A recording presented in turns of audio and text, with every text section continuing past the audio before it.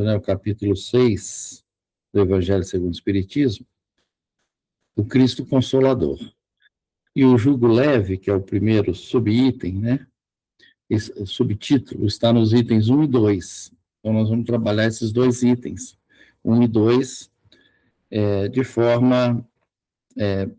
trabalhar primeiro um, depois nós trabalhamos o 2. São consequências um do outro, né, complementam um do outro, mas é importante a gente entender primeiro a passagem evangélica, que está no item 1, para depois a gente entender o comentário, né, que Kardec coloca, ampliando talvez um pouco, né, o nosso entendimento a respeito do que Jesus estava falando. Então, o título de hoje é o jugo leve. Então,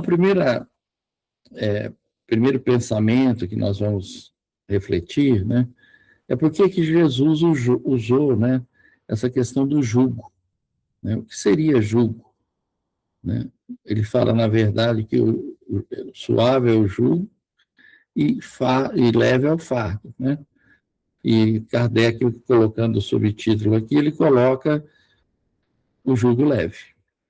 Então, o jugo, né, no dicionário, é uma submissão, um domínio. Alguém está sob o jugo de outro, né? Está sob o domínio de outro, está sob uma situação de sujeição, se sujeita, né, àquela condição, né? Então, Jesus está falando do jugo dele, né? Outro entendimento sobre o jugo, né, que Jesus usava muito, as questões históricas, né? E o jugo, ainda hoje em alguns lugares, né, mas na antiguidade era muito usado, uma peça de madeira que separava os bois, né? Separava e unia os bois, né? Eu até procurei essa definição, né? Fala que significa jugo leve é o jugo, na antiguidade, unia bois para dividir o peso do arado. Então, além de direcionar os dois para um caminho, né, e andando com passos juntos, né, para não ter uma defasagem, também dividia o peso. Então, esse era o objetivo de usar esse jugo, essa peça de madeira que colocava no pescoço dos bois, unindo eles, né? Mas o jugo de Jesus, ele vem nos unir a ele, dividindo as nossas dores. Então, ele usou esse símbolo, né, do jugo, no sentido de estar submetido a ele e estar também dividindo com ele as nossas dores. Então, vamos ler a passagem do Evangelho, e aí nós vamos entender melhor o significado aqui dessa frase de Jesus. Ele começa falando para nós assim, ó: vinde a mim, todos vós que estáis aflitos e sobrecarregados, que eu vos aliviarei. Tomai sobre vós o meu jugo, e aprendei comigo, que sou brando e humilde de coração, e achareis repouso para as vossas almas. Pois é suave o meu jugo e leve o meu fardo. Está em Mateus, capítulo 11, versículos 28 a 30. Então, ele vem chamando, né, um chamamento: vinde a mim, todos vós que estáis aflitos e sobrecarregados. O que nos aflige na existência, na nossa vida aqui como espíritos encarnados? O que tem nos afligido? Porque se a gente não reconhecer as nossas aflições, nós não conseguimos nos ligar a Jesus para encontrar a resposta, ou o consolo, ou o amparo, né? Então, a gente precisa primeiro refletir sobre o que tem nos afligido, né? E quando eu me sinto sobrecarregado, nós nos sentimos sobrecarregados?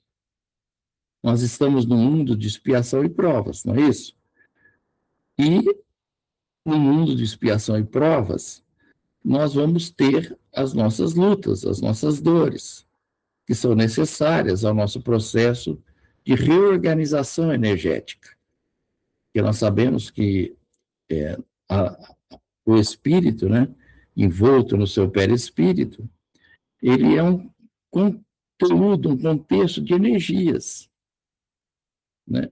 E essas energias, pelas nossas dificuldades ou pela nossa ignorância do passado, né, pelas nossas atitudes contrárias ao bem, elas foram desarmonizadas, né? Mas elas nos compõem, estão em nós. Então, nós precisamos, né, perceber qual o conteúdo que nós trazemos. Por isso que a espiritualidade tem trazido, assim, com tanta veemência, né, a necessidade do autoconhecimento, do conhece a ti mesmo, né, do conhecer o ser espiritual que somos, né, esse ser que carrega todo esse contexto de energias. E Jesus era sabedor disso, claro, né? Jesus é o nosso mestre. Então, ele veio nos acolher nesse momento em que nós estamos, né? Não podemos falar no passado, porque ainda estamos nesse contexto, passando por essas situações de aflições, de lutas, né? Pesadas, muitas vezes, porque as nossas faltas do passado não foram leves, né? Então nos comprometeu diante da lei. Então, a gente necessita desse reajuste, porque sem o reajuste, a gente não consegue caminhar, não consegue seguir, né? Aí ele fala, tomai sobre vós o meu jugo, o jugo dele, né? Aprendei comigo que sou brando e humilde. Então, Jesus, como esse mestre, ele não poderia, né, nos ensinar, por isso que ele usa a palavra aprender, né, não poderia nos ensinar se ele não vivesse, se ele não trouxesse com ele esse conteúdo, né, que é, no caso aqui, ele está falando da brandura, da mansuetude e da humildade.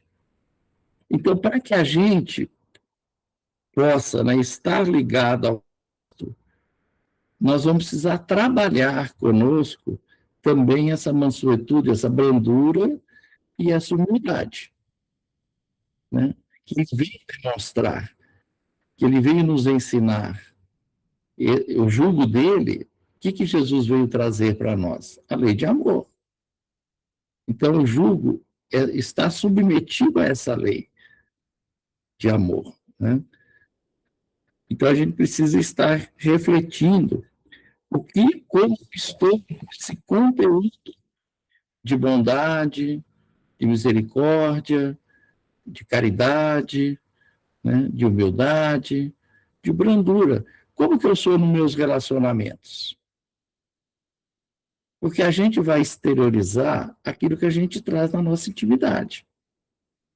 Então, se eu sou uma pessoa que o pessoal considera, né, que quem convive comigo, relaciona comigo, é difícil de relacionar, é porque eu trago energias contrárias a essa brandura.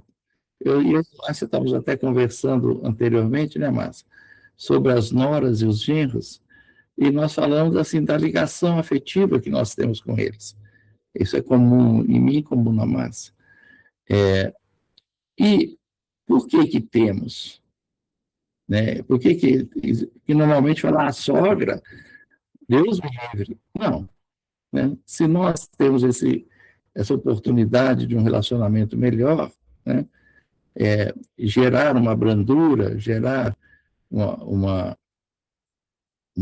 humildade, né? A gente saber reconhecer o nosso lugar, a gente não vai ter por que ter dificuldade nos relacionamentos.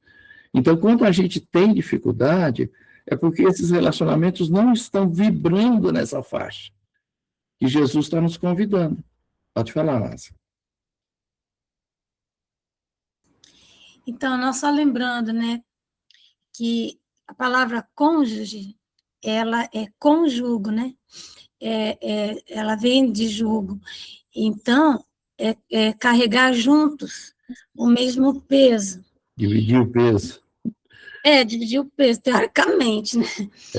Então, nós vemos na Igreja Católica que as irmãs de caridade, as freiras, né, elas se casam com Jesus.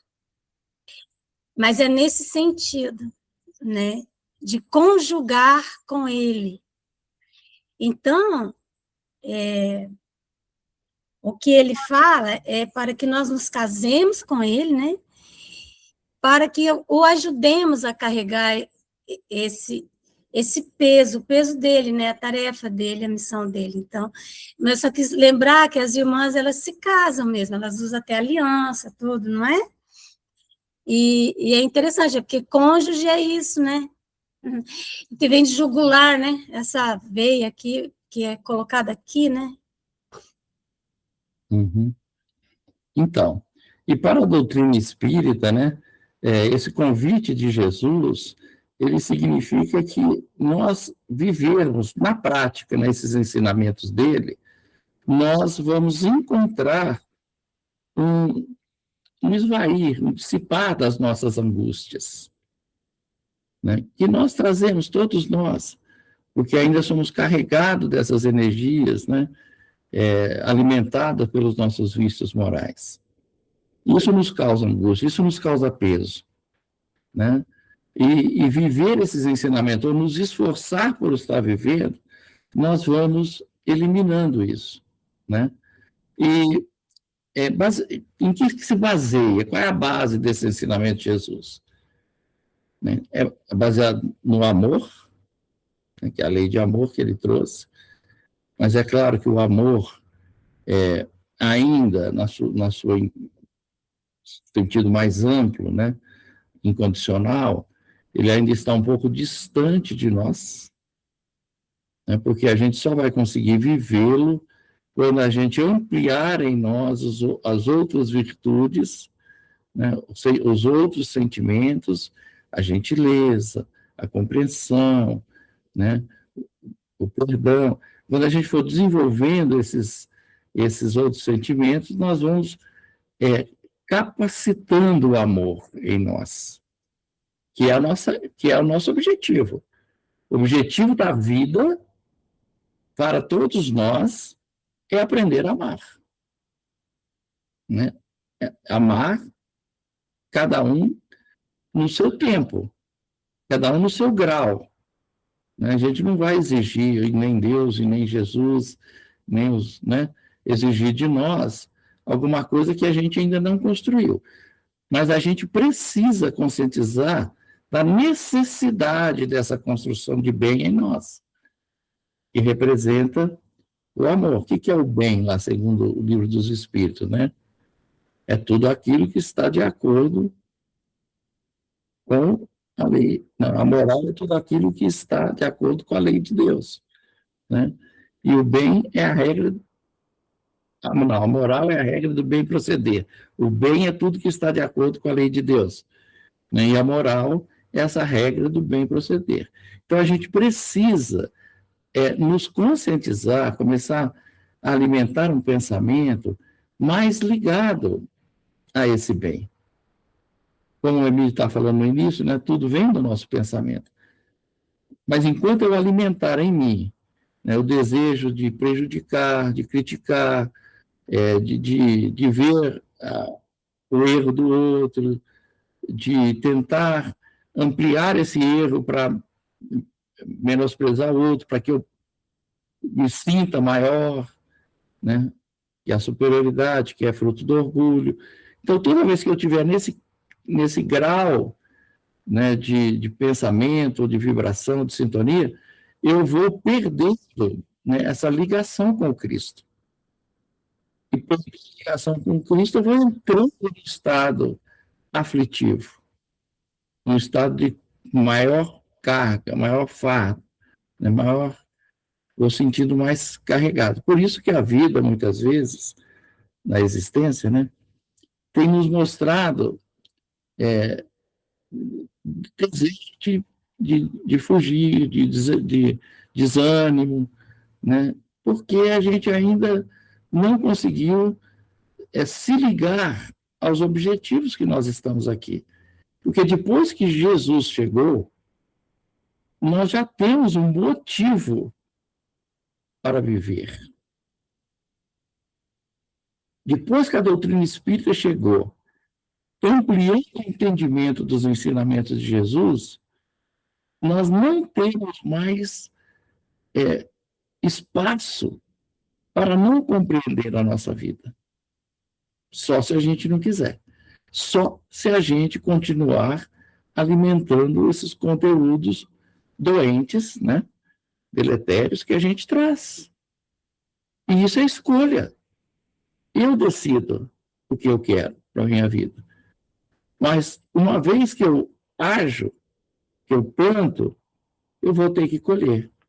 Porque causa e efeito é uma lei também, né? Nada fica impune, tudo tem consequência. Então, essa decisão é muito importante, né? Então, olha só, amor, resignação, que é esse entendimento, né, das minhas experiências, porque a resignação não está lá no Evangelho, que é o consentimento do sentimento. Eu preciso compreender para sentir que ali tem um bem, né, que Deus é por nós, que Jesus nos ampara a todo instante. Mas eu preciso sentir isso. Mas eu tenho que sentir isso não é quando está tudo bem. Porque quando está tudo bem, não precisa. A gente nem pensa, que, né, a maioria de nós, na existência, né, de alguém que está nos supervisionando. Mas quando as coisas começam a pesar, aí a gente começa a desejar ajuda. Né? Aí a gente lembra dos benfeitores, lembra de Jesus, né? E ele está lá. Mas só que ele tem uma condição, observar a lei. Porque se eu não estiver fazendo esse movimento, né, pelo menos no desejo, no esforço, eu não consigo vínculo. O vínculo é sintonia. Né? E precisa nascer em mim, então, esse desejo. Tranquilo até aí? Alguém levantou a mão? Não, né? Então, aí eu fiz uma pergunta aqui para nós, né? Qual é a verdadeira causa dos nossos sofrimentos? Tem causa? É um afastamento, né, Américo? À Hã? medida que a gente, é um afastamento, à medida que a gente se afasta, é isso que você falou aí. À medida que a gente se afasta, se desliga de Deus, do bem, a gente atrai para nós o sofrimento. Quer dizer, tudo Uhum. vira Então, sofrimento, né? A mas gente não consegue olhar a dor olhando o lado benéfico da dor. Então, tudo pesa. uhum. Então, mas por que a gente se afasta de Deus? O que é se afastar de Deus? Quando eu me afasto de Deus? Eu imagino que talvez porque eu me afasto de Deus, porque eu não confio, eu não, na verdade, acontece alguma coisa na minha vida que não era meu desejo, mas era o desejo de Deus, por exemplo. E aí eu não consigo confiar nisso, eu não consigo acreditar nisso, e aí eu queria que fosse feita a minha vontade, não a vontade dele. E aí eu me afasto dele e me revolto, eu acho. Então, muito bem, Kiss. Mas então, isso tem nome. Isso que você falou tem nome. Vamos nomear as coisas para a gente entender. Quando eu não sou atendido no meu desejo, é o que eu queria de um jeito, mas o outro faz de outro, a vida me apresenta de outro, e eu não gostei. E eu me revoltei, que você falou aí, né? Eu reclamo, né? Isso tem nome, como é que chama isso? Olha lá, Jesus fala assim: aprendei comigo que sou brando e humilde de coração. Nesse pensamento? Não, tenho orgulho. Achar que eu não posso ser contrariado, né? As coisas têm que ser do meu jeito. E a gente é assim, muitas vezes. Então, isso nos leva a esse contexto, né, de reclamar, de não aceitar, né, de criar uma revolta, porque nós trazemos esses vícios, orgulho, egoísmo em nós. Então, a gente precisa reconhecer. Então, quais as principais causas, né, do sofrimento na Terra? É a ignorância espiritual e a falta de fé no futuro. Então, se eu não entendo que eu sou um espírito, que eu estou na Terra em processo de aprendizado, que todas as pessoas, todas as situações estão escolas, mestres, instrutores para esse meu aprendizado, eu estou na ignorância espiritual. Aí, o que eu estou fazendo aqui? Eu acho que eu estou aqui para ser atendido, que eu estou aqui para ter desejos, né?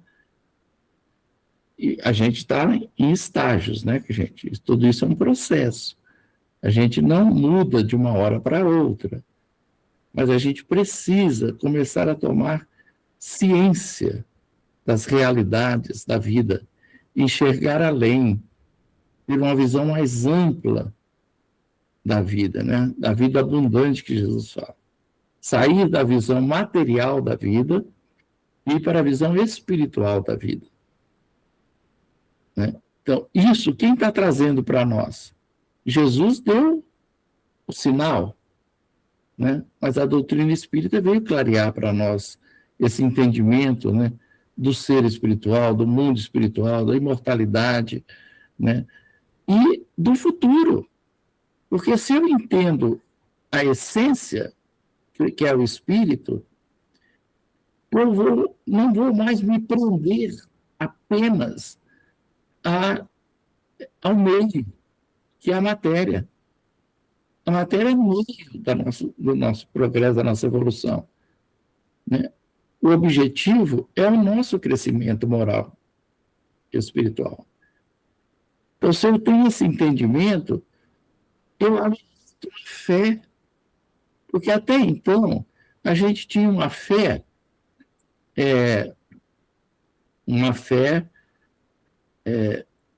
acreditando que as coisas iam resolver fora de nós. Uma fé cega. Então, se você fizer isso, você será atendido. Mas o que é esse isso? Uma oferenda, alguma coisa fora de mim. Mas Jesus veio nos mostrar, não, que a fé, ou a doutrina espírita ampliando o ensinamento de Jesus, que a fé tem que ser raciocinada, tem que ser compreendida.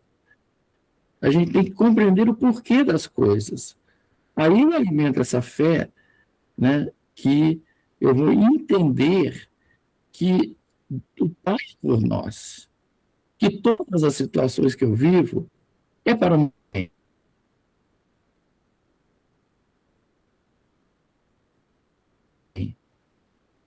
Eu alimento isso de uma forma de convicção. Parece que está travando um pouco, Américo. Então, eu alimento essa de que isso é verdade, né? E isso vai me dar força, né? Porque eu acredito que a vida não é mais só esse momento. A vida é mais ampla, né? Continua além, né, do desgaste e da falência do corpo, né, físico. Ok? Tranquilo, gente? Pode falar, Márcia. Pode falar, Márcia. Então, Não, é sobre o orgulho que nos leva a reclamar, né? Uhum. Então, no contexto sagrado, reclamar é clamar ao Senhor por segunda vez, né? E nós clamamos ao Senhor para que pudéssemos resgatar, né? Reparar, na verdade, os danos que causamos. Isso foi o que clamamos. E aí, quando chegamos aqui e que as oportunidades aparecem, né? As circunstâncias que supostamente nos causam, vamos dizer assim, demandas e, naturalmente, sofrimento, então nós clamamos novamente para mudar aquilo. Então, é reclamar, né? Então, Deus vai falar assim, mas você não queria resolver os problemas? Então, não adianta reclamar, nós já clamamos antes. E reclamar, então, no contexto sagrado, evidentemente, é clamar ao Senhor por segunda vez, e Ele não irá atender, evidentemente, né? Que não irá. Então, você me fez lembrar uma historinha de Jesus, é brincadeira, né? Mas uma fala de Jesus que está no livro Jesus no Lar, em que o carneiro ia pedindo vários tipos, ele não estava satisfeito com a tosquia, né? Tirá-la. Então, ele foi pedindo várias mudanças de pele, de mel. Aí, de repente, encheu de abelha em cima dele. Desistiu, pediu outra coisa. Aí, foi trocando 4, 5 vezes e Deus atendendo o pedido, né? Foi atendendo o pedido dele. Mas até que ele reconheceu que era o mesmo, né? Então, nós somos assim também. Nós pedimos a prova, né? Mas aí a gente se sente sobrecarregado com a prova. Mas a prova é a nossa necessidade.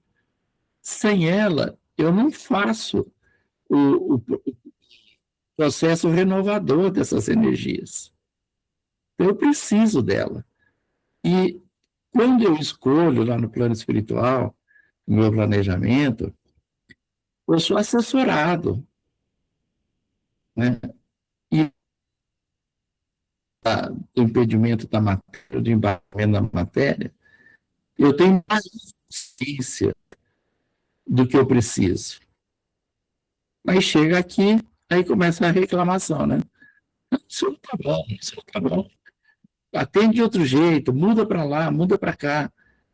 Porque as provas, e quando elas não são compreendidas dentro dessa ignorância espiritual, elas se tornam mais pesadas, né? Mais do que elas já seriam naturalmente para fazer essa renovação que nós precisamos, né? Então, por que as provas se tornam pesadas? Já comecei a responder, né? Por que as provas se tornam pesadas?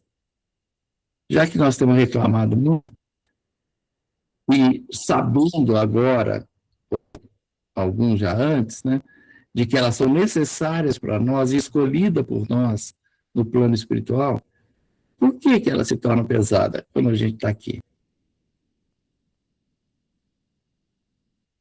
Então, eu mencionei aqui 4 causas, né, que nos levam a considerar a prova pesada.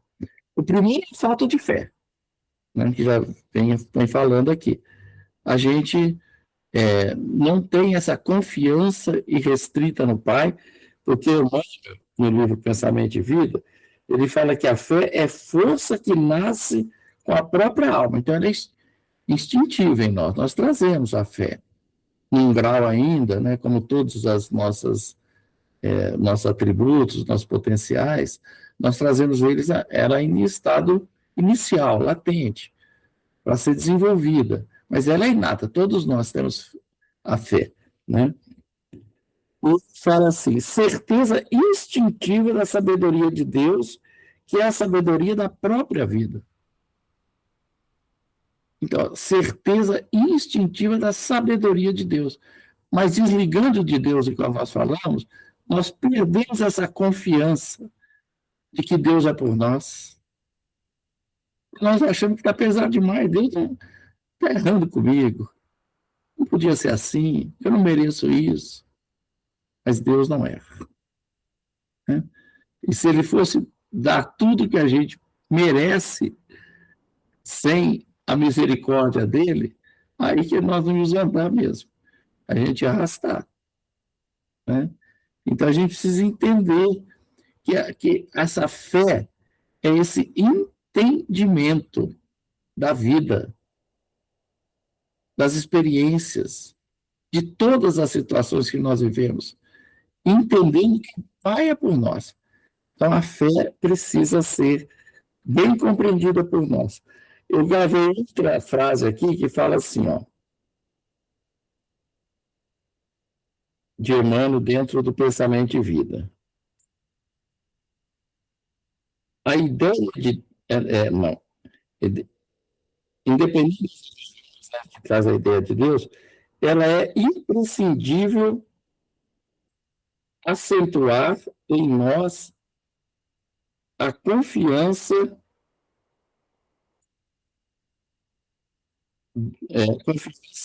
deixa eu ler aqui, tá? Do bem para refletir-lhe a grandeza. Então, vamos ler de novo. A ideia de Deus é imprescindível acentuar em nós a confiança do bem para refletir a grandeza. Então, se nós não confiamos, né, no bem, se nós não confiamos que tudo é para o nosso bem, nós desligamos dessa fé irrestrita. Né? Bom, e a segunda causa que eu coloquei aqui? A segunda causa é a nossa dependência mental da matéria, o apego.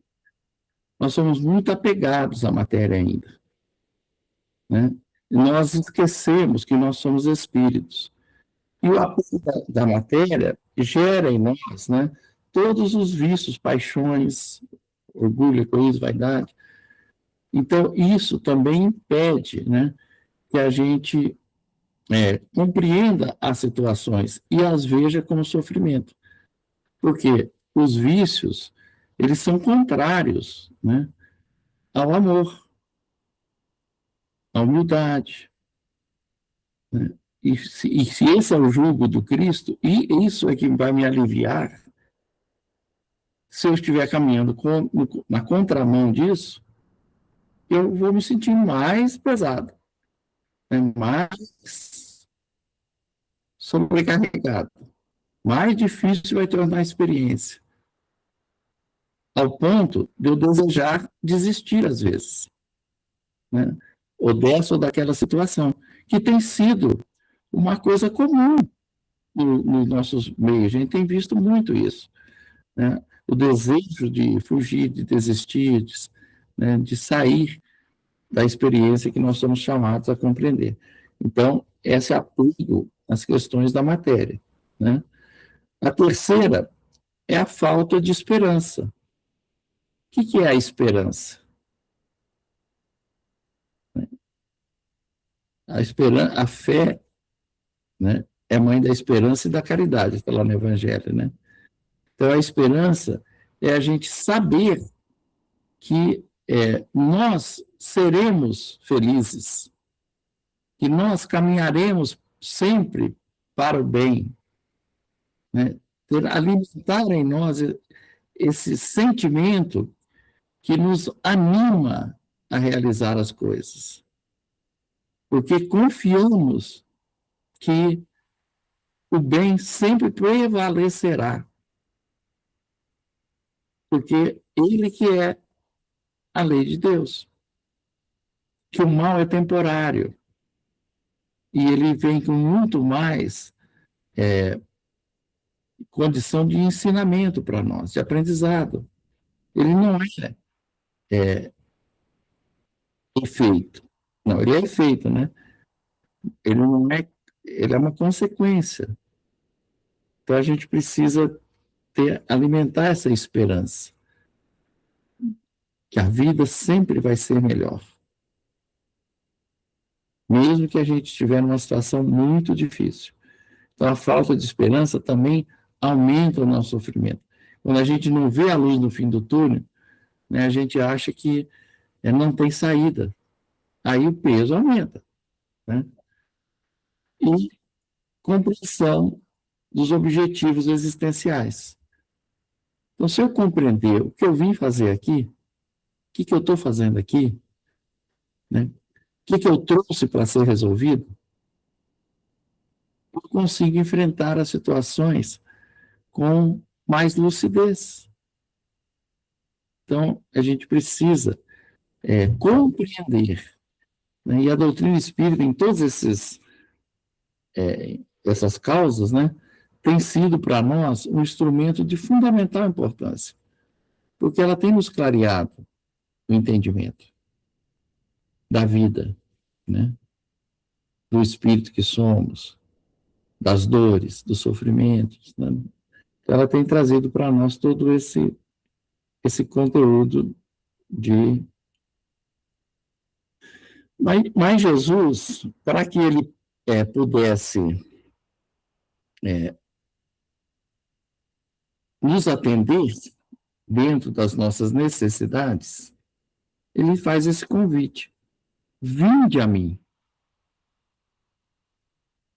O que é ao Cristo?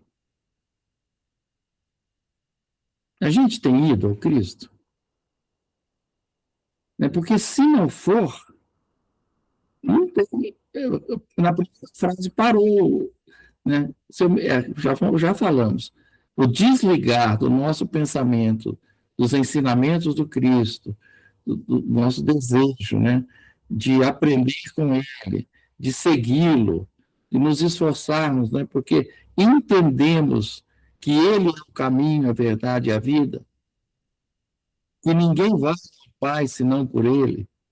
Ele falou, vem porque Ele já está lá, mas nós estamos no caminho, né?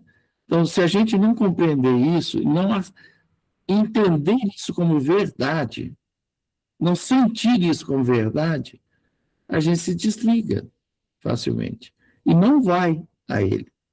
Então, a gente precisa ir, a gente precisa desejar ir ao Pai.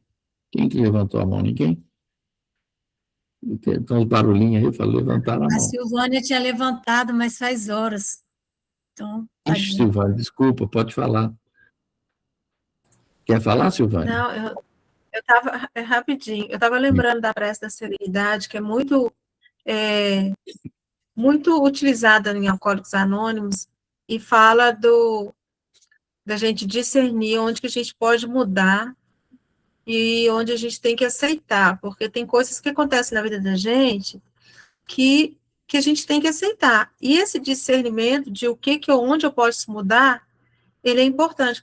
Se alguém me ataca, me fere, eu não posso mudar o que o outro é, mas aí eu posso mudar dentro de mim a forma de encarar aquilo. Então, muita gente não, acha que não pode mudar a coisa que ela pode, que é o jeito de pensar, que eu sou assim mesmo, eu não tenho fé, ou eu não tenho força. Então, a pessoa não coloca na cabeça que aquilo ela pode mudar, né? Uhum. Principalmente com esse vinde a mim, né? A partir do momento que você se aproxima, você tem que discernir o que você pode mudar e o que você precisa aceitar com humildade, com mansuetude. Uhum. Então, a doutrina espírita nos ensina que ninguém muda ninguém, a gente só muda a gente, né? Então, querer mudar o outro é uma grande ilusão, né? E é uma causa de sofrimento, porque quem conseguir vai me frustrar, né? Sofrer.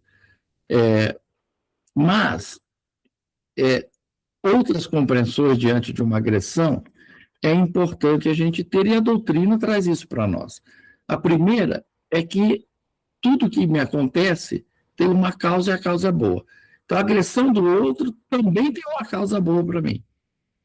Nem se for, pode ser para eu me perceber que eu ainda trago, às vezes, uma mágoa, que eu ainda trago, às vezes, um desejo de vingança, de revidar, e isso é contra a lei. Isso é contra o bem, isso aumenta o meu peso, né? Então, faz por quê? Porque eu preciso me perceber. Pode ser uma causa, né? E a outra coisa que ainda é importante que a doutrina traz é que cada um está num tempo evolutivo, no tempo das suas próprias construções. Então, se ele é daquele jeito, por que ele não seria comigo?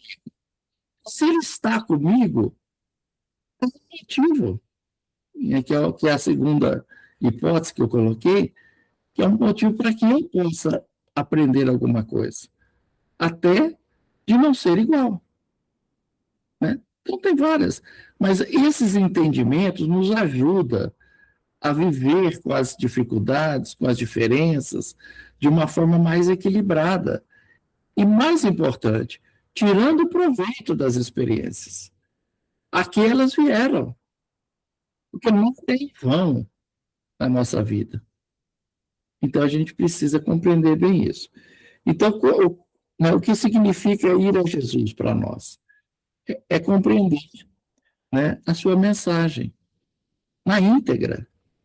É esses entendimentos que a gente precisa ter. Compreender que nós estamos na Terra como numa escola.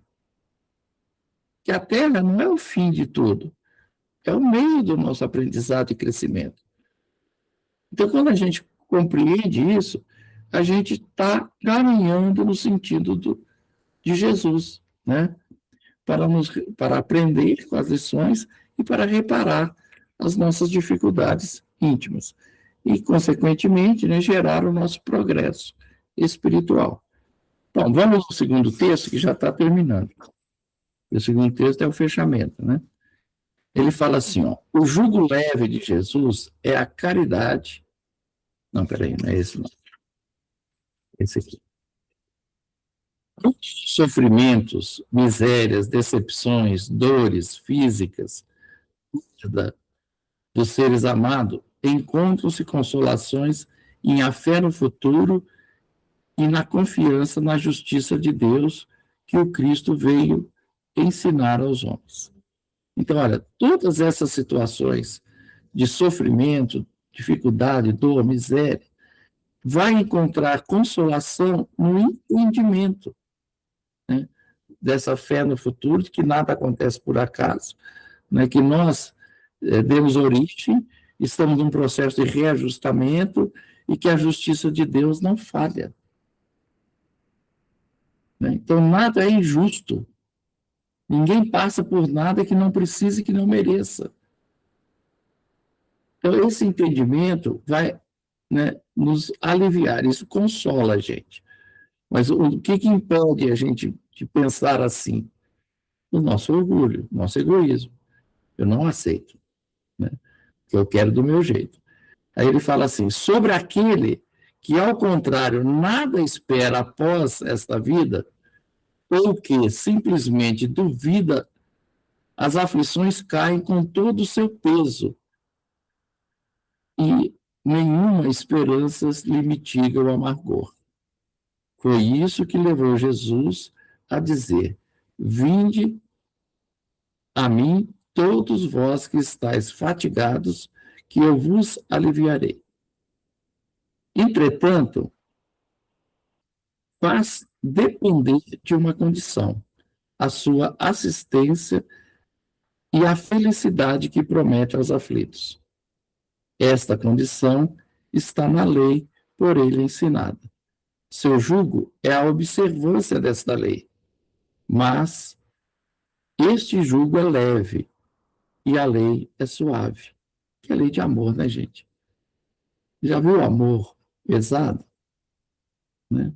Então, se a gente, toda vez que a gente sente o peso, é porque nós estamos indo contra a lei, contra o amor, contra o bem, contra tudo aquilo, né, que nos aproxima do outro.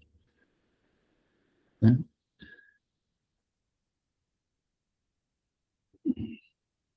Peraí.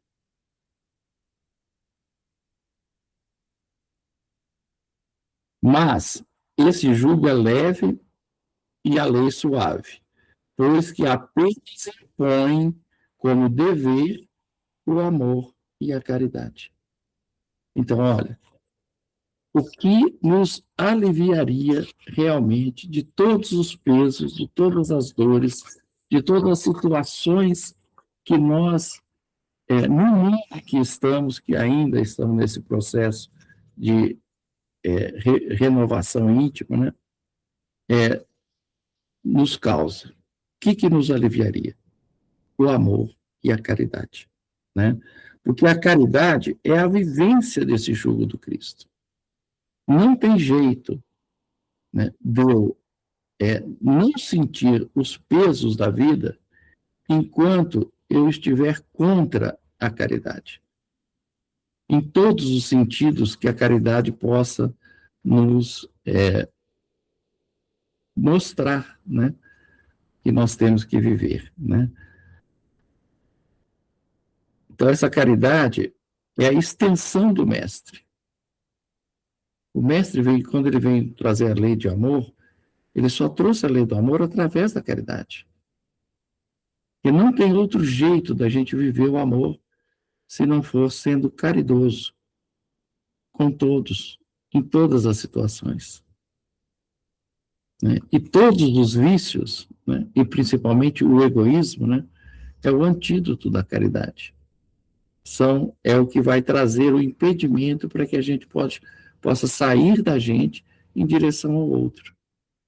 Então, perceber a necessidade do outro, né, nos aproxima de Jesus. Porque Jesus sabe todas as nossas necessidades. E por isso, ele está sempre pronto a nos atender, né?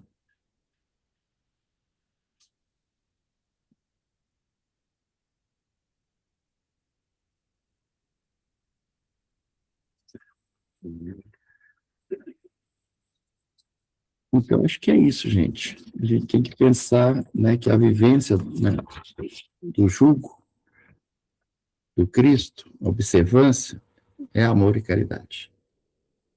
Sem isso, nós vamos continuar nos sentindo sobrecarregados. Então é isso. O tempo foi. Maravilhoso estudo, Américo. Muito obrigada. Muito esclarecedor. A gente confunde o vinde a mim como ir até Jesus e pedir que ele resolva os nossos problemas. E o vinde a mim, você falou aí, é a compreensão, é buscar compreender